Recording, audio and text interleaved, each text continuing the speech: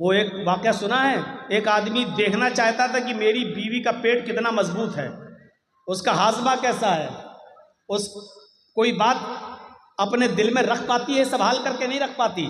ایک دن گیا اور تربوز کاٹ کے لایا اور تربوز کو دوپٹے سے ڈھک دیا۔ تربوز لال رنگ کا تھا، اس نے دوپٹے سے تربوز کو ڈھک دیا اور لال رنگ نے اس دوپٹے کو لال کر دیا، اور ایسے لے کر وہ اپنے گھر میں گھسا۔ اس کی بیوی نے کہا یہ کیا ہے؟ اس نے کہا چپ چپ چپ چل رک۔ وہ گیا اور الماری میں اس نے تربوز رکھ دیا، کٹا ہوا تربوز۔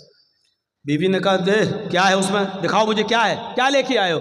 اس نے کہا دیکھو تم میری بیوی ہو، تمہیں ہم صحیح سے بتا دیتے، بیوی سے کوئی بات چھپانی نہیں چاہیے۔ ایک آدمی سے لڑائی ہو گئی تھی میری، میں نے اس کی گردن کاٹ دی، میں نے اس کا سر قلم کر دیا،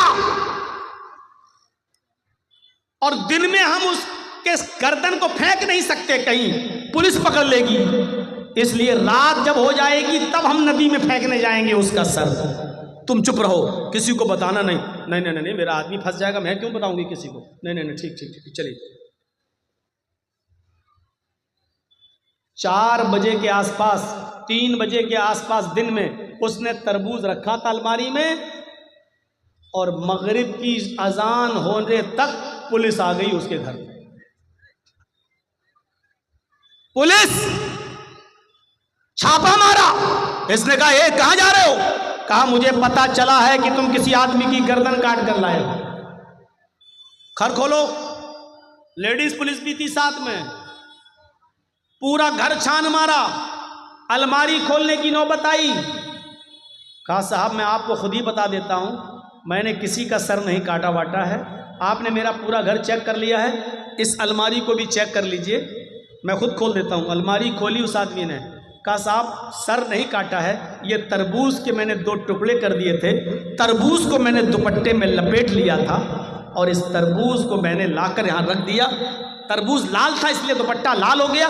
بیوی کو میں نے صرف یہ کہا کہ میں ایک آدمی کا سر کاٹ کے لایا، یہ دیکھنا چاہتا تھا کہ بیوی پر کتنا بھروسہ کیا جائے، یہ عورتیں پیٹ کی کتنی مضبوط ہوتی ہیں، یہ دیکھنا چاہتا تھا۔ سر دیکھ لیا، آج کے بعد یقین آ گیا کہ کوئی بات بھی بیوی تک کو بتانے کے لائق نہیں۔ پولیس والے بھی تربوز دیکھ کے ہنسنے لگے اور کہنے لگے کہ تمہیں آج تجربہ ہوا ہے؟ ہم بھی پولیس میں ہیں، لیکن خاص بات ہم بھی اپنی بیوی کو نہیں بتاتے ہیں۔ مسئلہ مشہور ہے، یہ عورتوں میں چرچا ہو گیا۔ یوسف کو اپنا دل دے بیٹھی بادشاہ کی بیوی، اب اس کی جب بدنامی ہونے لگی چاروں طرف، تو اس نے کہا اچھا عورتوں کی چالیں بڑی خطرناک ہوتی ہیں، جانتے ہو نا؟ اور نہ جانتے ہو تو میں آپ کو بتاؤں، میری ماں بہنیں ناراض ہو رہی ہوں گی، یہ مولوی کیا کہہ رہا ہے، غصہ مت ہوئیے۔ قرآن نے خود کہا ہے ان کیدکن عظیم، ان عورتوں کی چالیں بہت خطرناک ہوتی ہیں۔ عورتوں کی چال، صرف کھڑے ہو کر اگر 2 آنسو بہا دے تو آپ دیوانے ہو جائیں گے، اوہ کتنا ظلم ہوا ہے بیچاری پر، دیکھو بیچاری کیسے رو رہی ہے۔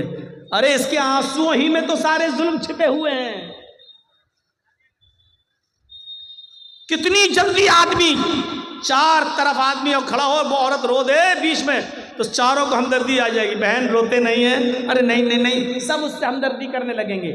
قرآن کی آیت پر اعتبار کریے، ان کیدکن عظیم، ان عورتوں کی چالیں بڑی خطرناک ہوتی ہیں۔ اب بادشاہ مصر کی بیوی نے چال چلی، ساری عورتوں کی دعوت دے دی، ساری عورتوں کو بٹھا دیا، ایک پھل سب کو سامنے پھل رکھ دیے، ایک چھری دے دی اور کہا جاؤ پھل کھاؤ۔ ساری عورتیں کاٹ کے پھل کھانے لگیں۔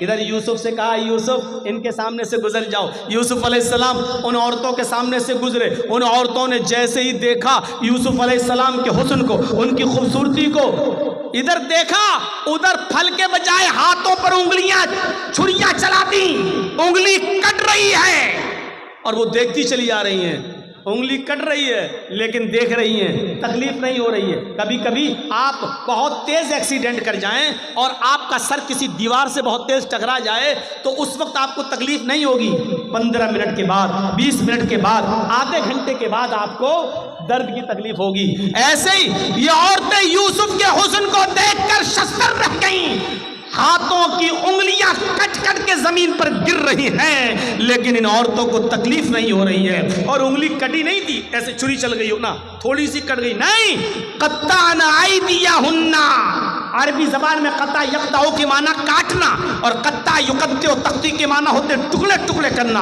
ان عورتوں نے اپنی انگلیاں کاٹی نہیں تھی بلکہ کٹ کٹ کے گرنے لگی، ٹکڑے ٹکڑے ہونے لگی۔ الفاظ کی زیادتی معنی کی زیادتی پر دلالت کرتی ہے۔ ان عورتوں کی انگلیاں کئی جگہ سے کٹی اور چیخ کر کہنے لگی ما ھذا بشرا، ما ھذا بشر، یہ کوئی انسان ہے ہی نہیں۔ آئے بادشاہ مصر کی بیوی، تو کس کو دکھا رہی ہے؟ یہ تو انسان لگتا ہی نہیں ہے۔ ان ھذا الا ملک کریم، یہ تو کوئی بزرگ فرشتہ نظر آتا ہے، یہ تو کوئی فرشتہ دکھائی دیتا ہے، فرشتہ دکھائی دیتا ہے۔ یعنی ابھی صرف بادشاہ مصر کی بیوی کا دل تھا، اب مصر کی ساری عورتوں کا دل آ گیا۔ اب ساری چاہنے لگی یوسف میرے ہو جائیں، یوسف ہماری طرف مائل ہو جائیں۔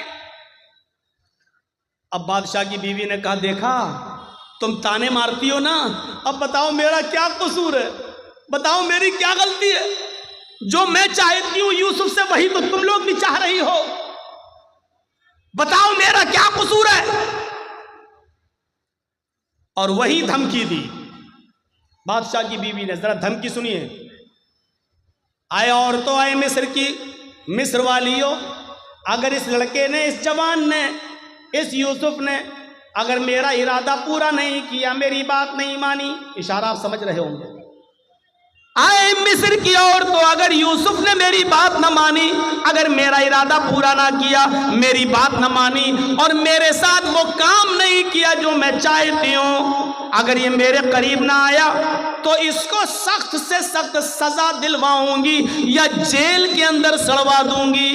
جیل کے اندر سڑے گا، یہ جیل کے اندر اپنی پوری زندگی گزارے گا۔ جب یوسف علیہ السلام کو یہ دھمکی ملی کہ یہ کہہ رہی ہے اگر اس نے میری بات نہ مانی تو سخت سے سخت سزا دلواؤں گی یا جیل میں سڑا دوں گی، تو آسمان پہ نظریں ڈالی یوسف علیہ السلام نے اور اپنے رب کو پکار کر کیا فرمایا؟ رب السجن احب الی مما یدعوننی الیہ، اے میرے رب، اے میرے پروردگار، مجھے جیل کی زندگی زیادہ محبوب ہے، مجھے جیل میں جانا زیادہ پسند ہے، مجھے جیل میں رہنا زیادہ گوارا ہے، میں جیل میں پوری زندگی گزار لوں گا، مجھے جیل میں جانا زیادہ محبوب ہے، پسند ہے، لیکن وہ کام کرنا میں تیار نہیں، وہ کام گوارا نہیں جس کام کے لیے یہ عورتیں مجھے بلا رہی ہیں۔ یعنی ایک نہیں بلا رہی تھی، کئی عورتیں بلا رہی تھی ساری، تو کیا کام؟ اے اللہ، جیل میں جانا پسند ہے لیکن وہ کام کرنا پسند نہیں جس کی طرف یہ مجھے بلا رہی ہیں۔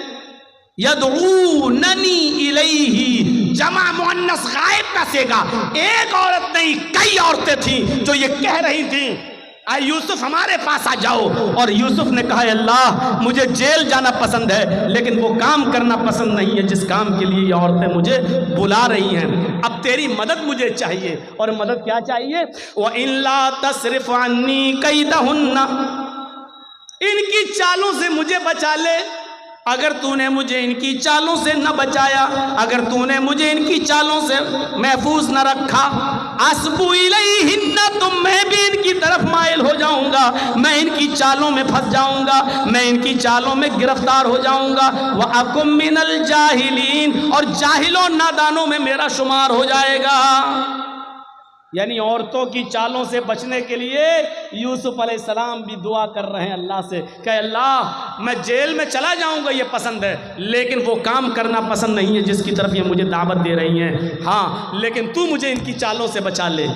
پتہ نہیں کون سی چالیں ہیں، پتہ نہیں کیسی کیسی چال یہ استعمال کر کے مجھے اپنی طرف مائل کر لیں، اس لیے میرے پروردگار تو مجھے بچا۔ اور پھر بھی یوسف علیہ السلام یوسف ایک کام ہے کہ اچھا چلو کام ہے، میں تو خریدا ہوا غلام ہوں ان کا، بات ماننا پڑے گی، آؤ ادھر آؤ۔ وہ یوسف کو لے گئی، دروازہ بند کر دیا، دوسرے کمرے میں لے گئی، اس کا دروازہ بند کر دیا، ایک اور کمرے میں لے گئی، اس کا دروازہ بند کر دیا۔ وغلقت الابواب، ایک نہیں کئی دروازے تھے بند کر دیے، اور آخری والے روم میں لے جا کر کہا یوسف آؤ، آج تنہائی ہے، موقع ہے، کوئی نہیں ہے، آؤ، میں کب سے تمہارے بڑے ہونے کا اور بالغ ہونے کا انتظار کر رہی تھی، آؤ، تمہاری خوبصورتی اور حسن نے مجھے تمہارا دیوانہ کر دیا ہے، آؤ میری طرف آؤ۔ یوسف علیہ السلام نے کہا معاذ اللہ، اللہ کی پناہ، کیا اسی لیے تم مجھے یہاں لے کر آئی ہو؟ وہاں سے بھاگتے ہیں، عورت بھی پیچھے پیچھے بھاگتی ہے، پہلے دروازے سے بھاگنے میں کامیاب ہو گئے، دوسرے دروازے پہ پہنچے، عورت بھی پیچھے پیچھے بھاگ رہی ہے، دوسرے دروازے سے نکلنے میں کامیاب، تیسرے دروازے پر پہنچتے ہیں، دروازہ پکڑ کے کھول ہی رہے ہیں کہ پیچھے سے عورت آتی ہے اور ان کی قمیض پکڑ کے کھینچتی ہے، پیچھے سے قمیض پھٹ جاتی ہے، پیچھے سے کرتا پھٹ جاتا ہے، یوسف علیہ السلام کا پیچھے سے کرتا پھٹتا ہے، سامنے کا دروازہ کھلتا ہے، دروازہ کھلتا ہے تو کیا دیکھتے ہیں؟ اس عورت کا شوہر کھڑا ہے، بادشاہ سامنے کھڑا ہے۔ اس عورت نے فوراً الزام لگاتے ہوئے فرمایا اے میرے سرتاج، اے میرے شوہر، جو تمہاری بیوی پر غلط نظر ڈال کر اس کے ساتھ برے کام کے ارادے سے اندر داخل ہو جائے، بتاؤ اس کی سزا کیا ہونی چاہیے سوائے جیل کے؟ مکر و فریب کر کے یوسف علیہ السلام کو جیل پہنچا دیا گیا۔ مفسرین کا اختلاف ہے، کسی نے لکھا 7 سال جیل میں رہے، کسی نے لکھا 10 سال جیل میں رہے، بہرحال ایک لمبی مدت جیل میں کاٹی۔ خواب کی تعبیر کا علم دیا گیا، ادھر مصر میں قحط پڑ گیا، بادشاہ بڑا پریشان، بتایا گیا خواب کی تعبیر کے بارے میں، یہ جیل میں ایک نوجوان ہے جو بتاتا ہے، بہرحال بادشاہ نے کہا اس کو وہاں سے آزاد کرو، جو خواب کی تعبیر بتاتا ہے وہی اس کا انتظام بھی کرے گا، اور ان کو جیل سے نکالا گیا اور ملک مصر کا بادشاہ بنا دیا گیا۔ جب ملک مصر کا بادشاہ بنائے گئے، یوسف علیہ السلام مصر کے بادشاہ بن گئے، تو یوسف علیہ السلام کے پاس ایک قمیص تھی۔ اب آپ غور کرو، چھوٹے سے تھے، کنویں میں ڈالے گئے، پھر بیچے گئے، پھر بڑے ہوئے، مختلف مراحل سے گزرے، 10 سال 7 سال یا 10 سال جیل میں رہے، کتنے سال وہ اپنے ماں باپ سے دور رہے۔ اب جب مصر کے بادشاہ بنے تو اپنے باپ کے پاس ایک آدمی کو بھیجا، کرتا تھا اپنا قمیض، یہ اتاری اور دیا کہ لو اس کرتے کو فلاں فلاں بستی میں لے جاؤ، اور یعقوب نام کا ایک بوڑھا آدمی تمہیں ملے گا، یہ قمیض اس بوڑھے آدمی کو دے دینا، وہ پہچان لے گا یہ قمیض کس کی ہے۔ یوسف علیہ السلام جو چیز بتانا چاہتا ہوں میرے ساتھیوں کو سنو، جو چیز میں بتانا چاہتا ہوں اب سنو، وہ قاصد، وہ دودھ، وہ ایلچی جب یوسف علیہ السلام کی قمیض لے کر ان کے باپ کے پاس پہنچا، کہنے لگا مصر کے بادشاہ نے یہ قمیض آپ کو دی ہے اور کہا ہے کہ یہ قمیض دیتے ہی وہ مجھے پہچان لیں گے یہ قمیض کس کی ہے۔ بادشاہ نے، وہ یعقوب علیہ السلام نے ایسے قمیض لی، دیکھا، آنکھیں کمزور تھیں، نگاہیں کام نہیں کر رہی تھیں، اس قمیض کو ایسے ناک پہ رکھ کے سونگا، کہنے لگے یہ تو یوسف کی قمیض ہے۔ آئے قاصد، یہ تو یوسف کی قمیض ہے، میں جانتا ہوں، ابھی یہ نہیں بتایا کہ وہ میرا بیٹا ہے، اور ادھر یوسف نے نہیں بتایا کہ یعقوب میرے باپ ہے، یہ قمیض تو یوسف کی ہے۔ کہا جی انہوں نے دے کے بھیجا ہے مجھے۔ تو یعقوب علیہ السلام نے جو پہلا سوال کیا اس سوال پر غور کرو، اپنے بچوں کو پڑھاتے ہو نا، سنو، یوسف علیہ السلام نے جو پہلا سوال کیا وہ سوال کیا تھا؟ کیف ترکتہ، تم نے یوسف کو کس حال میں چھوڑا، تم نے یوسف کو کس حال میں چھوڑا؟ قاصد نے جواب دیا ترکتہ ملک مصر، میں نے تو ان کو ملک مصر کا بادشاہ دیکھا ہے، یعنی وہ تو اس وقت بادشاہ ہیں ملک مصر کے، کس حال میں چھوڑا؟ کیا وہ تو بادشاہ ہیں مصر کے؟ یہ قمیض بادشاہ نے دی، مصر کے بادشاہ نے۔ یعقوب علیہ السلام کی آنکھوں میں آنسو، پڑھیے تفسیر ابن کثیر و معالم التنزیل۔ یعقوب علیہ السلام نے روتے ہوئے کہا لا اسألکم عن ھذا، نہیں تم سمجھے نہیں، میں یہ نہیں جاننا چاہتا کہ وہ ایم ایل اے ہے، ایم پی ہے، راج سبھا کا سانسد ہے، چیف منسٹر ہے، پرائم منسٹر ہے، بادشاہ ہے، چیئرمین ہے، کیا میں یہ نہیں جاننا چاہتا؟ اگر آپ کو پتہ چل جائے کہ آپ کا بیٹا چیف منسٹر ہو گیا کتنے خوش ہوں گے؟ آپ کو پتہ چل جائے کہ آپ کا بیٹا M L A M P ہو گیا تو آپ کتنے خوش ہوں گے؟ یوسف علیہ السلام کے بارے میں جب ان کے باپ یعقوب کو پتہ چلا کہ میرا بیٹا ملک مصر کا بادشاہ بن گیا تو خوش نہیں ہوئے؟ کیا کہتے ہیں؟ لا اسألکم عن ھذا، میرا بیٹا کیا بن گیا میں یہ نہیں جاننا چاہتا۔ ارے وہ کیا بن گیا مجھے یہ نہیں معلوم، میں یہ جاننا چاہتا ہوں۔ اسألکم عن ای دین ترکتہ، میں یہ جاننا چاہتا ہوں کہ تم نے اس آدمی کو کس دین پر دیکھا ہے، کس دین پر چھوڑا ہے، یعنی اس کا دین کیا ہے، اس کا مذہب کیا ہے۔ یعقوب علیہ السلام کو اتنے دنوں کے بعد بھی فکر ہوئی تو یہ ہوئی کہ میرے بیٹے یوسف کا دین کیا ہے، اس کا مذہب کیا، اس کی تربیت اچھی ہوئی کہ نہیں ہوئی، وہ اچھے ماحول میں پلا کہ نہیں پلا، ناکارہ تو نہیں ہو گیا۔ یعقوب علیہ السلام نے پوچھا اسألکم عن ای دین ترکتہ، تم نے اس کو کس دین پہ چھوڑا؟ تو قاصد نے جواب دیا اچھا دین کے بارے میں جاننا چاہتے ہو کہ ہاں؟ کہا قال یشہد ان لا الہ الا اللہ، میں اس کا دین نہیں جانتا، بس اتنا جانتا ہوں کہ وہ لوگوں سے یہ کہتا ہے کہ اللہ کے علاوہ کوئی معبود نہیں، وہ لوگوں سے یہ کہتا ہے کہ ایک اللہ کی عبادت کرو، اللہ کے علاوہ تمہارا کوئی معبود نہیں، اسی کی عبادت کرو، اسی کو سجدہ کرو، اسی سے مانگو۔ یعقوب علیہ السلام کہتے ہیں الحمدللہ، میں اپنے بیٹے کی تربیت سے خوش ہوں کہ اس حال میں اور بادشاہ بننے کے بعد بھی، مختلف مراحل سے گزرنے کے بعد بھی وہ اپنے رب کو نہیں بھولا، وہ اپنے اللہ کو نہیں بھولا۔ تو قرآن کی تعلیم اللہ کی معرفت انسان کو بتاتی ہے، یہ ہونا چاہیے ایک باپ کی ذمہ داری۔ آپ کا بیٹا ایم ایل اے، آپ کا بیٹا ایم پی، آپ کا بیٹا چیئرمین، آپ کا بیٹا پرمکھ، آپ کا بیٹا سباسد، آپ کا بیٹا سب کچھ، لیکن یہ بتاؤ کہ آپ کے بیٹے کی تعلیم کیا ہے، آپ کے بیٹے کا مذہب کیا ہے، آپ کے بیٹے کی دعوت کیا ہے، اس کا دین کیا ہے؟ کیا وہ یشہد ان لا الہ الا اللہ پڑھتا یا نہیں پڑھتا، ایک اللہ کی عبادت کرتا یا نہیں کرتا؟ یہ چیز ضروری ہے۔ اور جب آدمی یہ جان لے کہ ایک اللہ ہے، اسی کی عبادت کی جائے گی، تو پھر وہ اللہ کے علاوہ کسی کو رازق نہیں سمجھتا، اللہ کے علاوہ کسی کو سجدہ نہیں کرتا، پھر اللہ کے علاوہ وہ کسی سے ڈرتا نہیں، کیونکہ اس نے اللہ کو اپنا معبود مان لیا ہے۔ آج کے اس دور میں جگہ جگہ پر برائیوں کا جال بچھا ہوا ہو، جگہ جگہ پر برائیوں نے اپنے پیر پھیلا لیے ہوں، ذرا بتائیے، آپ نکل کے دیکھ لیجئے ابھی اسی جلسے میں، اور تھوڑا سا باہر نکل کر جا کے نمائش دیکھ لیجئے، میلہ دیکھ لیجئے، جھولے دیکھ لیجئے، اسی میں ایک طرف دین کے نام پر جلسہ اور دوسری طرف میلہ اور ٹھیلا، اور دیکھیے کہ اس بازار میں آپ کو مردوں سے زیادہ عورتیں سامان خریدتے ہوئے نظر آ جائیں گی، اپنے بچوں کو جھولا جھلاتے ہوئے نظر آ جائیں گی، اور مردوں کا عورتوں کا اختلاط ایسی جگہ پر ہوتا ہے۔ جو اسلام ہمیں یہ کہتا ہے کہ عورت جس کی آواز بھی اتنے پردے میں ہونا چاہیے کہ اگر امام مسجد میں رکوع کرنا یا سجدہ کرنا بھول جائے یا ایک رکوع کے بجائے 2 رکوع کر لے اور کسی مرد کو پتہ نہ ہو، پیچھے کوئی ٹوکنے والا نہ ہو، سبحان اللہ اور الحمدللہ کہنے والا نہ ہو، اور عورت کو معلوم ہو، عورتوں کی صفیں لگی ہوں پیچھے پردے کے پیچھے، ان کو معلوم ہو کہ امام بھول گیا، تو ان کو اتنی دور سے سبحان اللہ اور الحمدللہ کہنے کی ضرورت نہیں، اللہ اکبر کہنے کی ضرورت نہیں ہے، کیونکہ اگر وہ بولیں گی تو ان کی آواز مرد سنیں گے، ان کی آواز بھی کہیں فتنہ نہ بن جائے اور نماز پڑھنے والے مردوں کے ذہن میں گھس نہ جائے کہ بڑی سریلی باریک آواز، بڑی جادو والی آواز ہے، اور کہیں پھر ایسی سریلی آواز والی کا پیچھا نہ کرنے لگے، اس لیے عورتوں کو حکم دیا کہ وہ تصفیق کریں گی، یعنی سبحان اللہ، اللہ اکبر نہیں کہیں گی،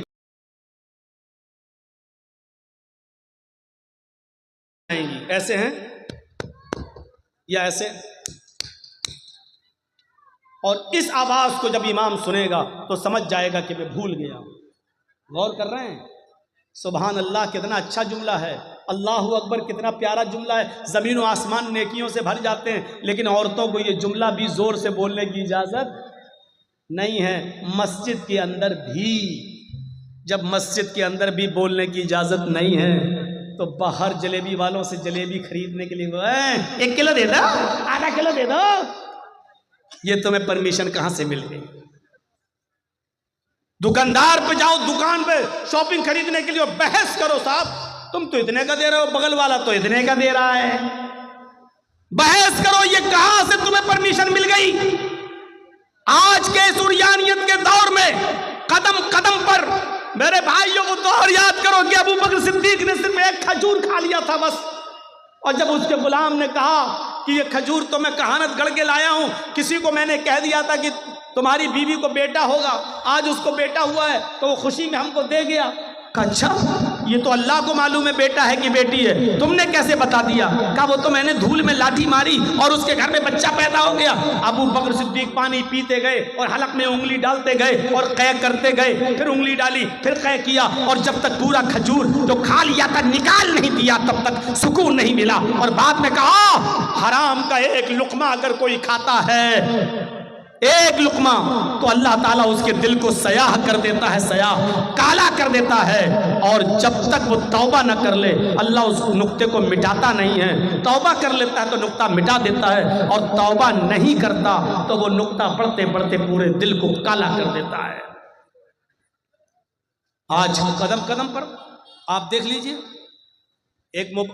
हमको एक वॉशिंग मशीन खरीदना है, वॉशिंग मशीन वाला कह रहा है साहब वॉशिंग मशीन 15,000 की है। आप ऐसा करते हो कि नहीं करते हो? साहब 15,000 रुपये तो नहीं है, 5,000 रुपये ले लो और बकिया किस्तें बांध लो। और किस्तें बांध दी गई, किस्तें बांध दी गई। अब वो भले ही 15,000 की जगह अब 16,000 दे रहे हैं, क्योंकि वो आपने एक लोन ले लिया है। अब आपको हर महीने 500 रुपया, 1,000 रुपया आपको देना पड़ रहा है। मेरे प्यारे साथियों, ये चीज शरीयत के अंदर जायज नहीं है, क्योंकि एक चीज ये होती है कि ये 4 व्हीलर है, गाड़ी है 4 व्हीलर, यहां गवर्नमेंट ने वो लगा दिया है, इनकम टैक्स से जुड़ा हुआ है मामला। ये गाड़ी 15 लाख रुपए की है, जर्जी साहब अगर डायरेक्ट 15 लाख कैश दे रहे हैं तो इनकम टैक्स को जवाब देना पड़ेगा। यहां लोन लेना जायज है, इनकम टैक्स से बचने के लिए यहां लोन लेना जायज है। 5 लाख रुपए देकर बकिया 10 लाख रुपए का लोन कर देना ताकि इनकम टैक्स से हम बच सकें, यहां लोन लेना जायज है, क्योंकि गवर्नमेंट की नजर में आप आ जा रहे हैं, तो ये मजबूरी है यहां। लेकिन हमारे पास ये मोबाइल खरीदने का पैसा है, ये मोबाइल 15,000 का है, मेरे पास 15,000 रुपए हैं भी, लेकिन इसके बावजूद भी हम 5,000 देकर 1,000 रुपए महीना हम बाद में आपको देंगे, तो ये चीज जायज नहीं है। आज कदम कदम पर ऐसी बुराइयां हमें देखने को मिलती हैं। आज हम हराम के किस लुकमे तक पहुंच चुके हैं हमें पता नहीं है। हम नमाज भी पढ़ रहे हैं और हराम लुकमे भी खा रहे हैं। हजरत आयशा फरमाती हैं, तुम्हारी कमर कमान की तरह झुकी क्यों ना जाए, दुआएं करते करते यानी तुम बूढ़े क्यों ना हो जाओ, जब तक तुम हलाल लुकमा नहीं खाओगे और हराम लुकमा नहीं छोड़ोगे, अल्लाह तुम्हारी दुआ को तुम्हारे सर से ऊपर नहीं ले जाएगा। क्रेडिट कार्ड अभी पूछो ना तो बड़े बड़े लोगों के पास क्रेडिट कार्ड मिलेगा। क्रेडिट कार्ड की हैसियत क्या आपको मालूम है? क्रेडिट कार्ड, बैंक आपके बैलेंस को देखते हुए क्रेडिट देती है आपको। क्रेडिट कार्ड 1 लाख रुपए आपको उधार दे दिया गया, आपने ले लिया, एक लिमिट होती है, इस लिमिट में आपको वो बैंक में उतना पैसा देना है तब तो ठीक, और जैसी वो लिमिट निकली आपके ऊपर परसेंटेज लगना शुरू हो गया, आपको अब मजीद देना पड़ेगा। अब 1,05,000 देना है, 1,10,000, क्योंकि आपने लिमिट के अंदर आपने पैसा जमा नहीं किया। कोई बैंक आपको 1 लाख रुपया उधार क्यों देगी? आपको क्यों देगी 2 लाख? आपको क्यों देगी 1 लाख? वो जानती है कभी ना कभी तो आप ऐसा करेंगे कि वक्त पे नहीं दे पाएंगे, कभी मजबूरी होगी आपके साथ, और जहां मजबूरी में आपने एक किस्त भी जमा नहीं की वहीं से आपके ऊपर ब्याज लगना शुरू होगा। इसीलिए उलमा ने बिल इत्तिफाक फतवा दिया है कि क्रेडिट कार्ड बनवाना जायज नहीं है और क्रेडिट कार्ड नाजायज है। अब आप अंदाजा लगाइए, तो हमें ये इल्मी ये मदरसों से ये चीजें मिलेंगी आपको, या गहरा मुताला कीजिए। आज हर जबान में किताबें छप चुकी हैं, हर जबान में किताबें आ चुकी हैं। आप इस्लाम का मुताला कीजिए, हलाल और हराम को देखिए। मेरे भाइयों, कदम कदम पर आपको हराम और हलाल کی تمیز آج اڑ چکی ہے، قدم قدم پر دیکھنے کو ملے گا۔ تو باپ اپنی اولاد کی اچھی تربیت کرتا ہے، ماں بھی اپنی اولاد کی اچھی تربیت کرتی ہے۔ تذکرۃ الحفاظ میں علامہ شمس الدین ذہبی نے نقل کیا ہے کہ ایک عورت تھی جس کے گھر جب بچہ پیدا ہوا، ایک عورت تھی جس کے گھر میں ایک بچہ پیدا ہوا، جب وہ بچہ پیشاب کرتا تھا تو اس کی ماں اس کی شرمگاہ پر پانی ڈال دیا کرتی تھی۔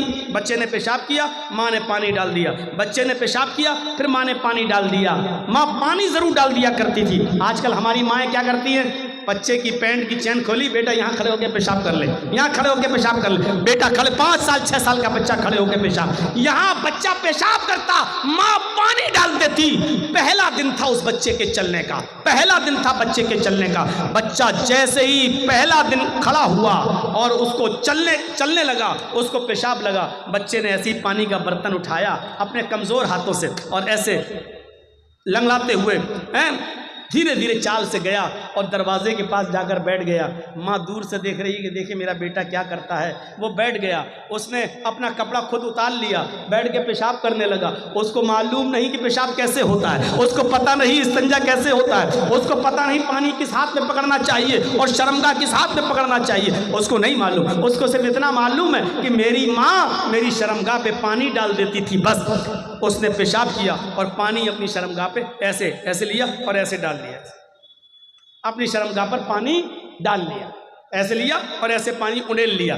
اس نے دھویا نہیں، وہ جانتا ہی نہیں، بچہ ہے چھوٹا، پہلا دن تھا چلنے کا۔ اس نے پانی اپنی شرمگاہ پہ ڈالا، ماں دور سے دیکھ رہی ہے، وہی اس کے آنکھوں میں آنسو آ جاتے ہیں اور روتے ہوئے کہتی ہے فزت برب الکعبہ، کعبے کے رب کی قسم میں کامیاب ہو گئی، اللہ کی قسم میں کامیاب ہو گئی۔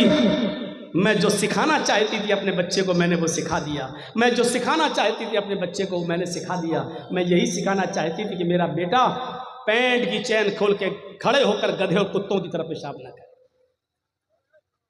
میں نے بہت کچھ کہہ دیا ہے، گدھے اور کتوں کی طرح پیشاب نہ کرے۔ عقل مند ہوگے تو سمجھ گئے ہوگے کہ میں نے کیا کہا ہے، اور نہیں ہوگے تو ایک کان سے سن کے دوسرے کان سے اڑا دو گے۔ یہ تعلیم آپ کو ماں کی گود سے ملے گی۔ مدرس لیپ از فرسٹ کالج فار چلڈرین۔ ماں کی گود بچے کا پہلا مدرسہ ہے۔ یا